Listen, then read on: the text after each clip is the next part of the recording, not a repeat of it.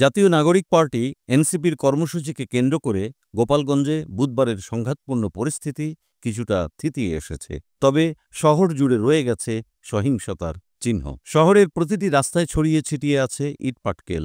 দেখা গেছে ভাঙা তোরণ, ছিঁড়ে ফেলা ব্যানার ও ফেস্টুনের ধ্বংসাবশেষ। জেলার বিভিন্ন সড়কে এখনও পড়ে আছে কাটা গাছের গুঁড়ি, যেগুলো দিয়ে আগের দিন ব্যারিকেড তৈরি করা হয়েছিল। পরিস্থিতি নিয়ন্ত্রণে রাখতে বুধবার রাত ৮টা থেকে গোপালগঞ্জে কারফিউ জারি করেছে স্থানীয় প্রশাসন। কারফিউ চলবে আজ বৃহস্পতিবার সন্ধ্যা ৬টা পর্যন্ত। জেলা কারাগারের সামনে এখনও মোতায়েন আছেন সেনাবাহিনী ও বিজিবির সদস্যরা।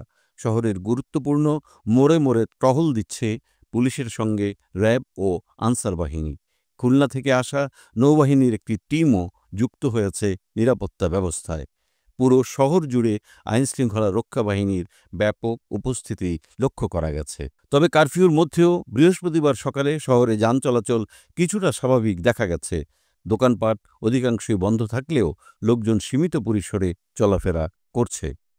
গোপালগঞ্জ সদর থানার ভারপ্রাপ্ত কর্মকর্তা মীর মুহাম্মদ সাজিদুর রহমান জানান, বুধবার সন্ধ্যা থেকে এখন পর্যন্ত অন্তত ১৪ জনকে আটক করা হয়েছে।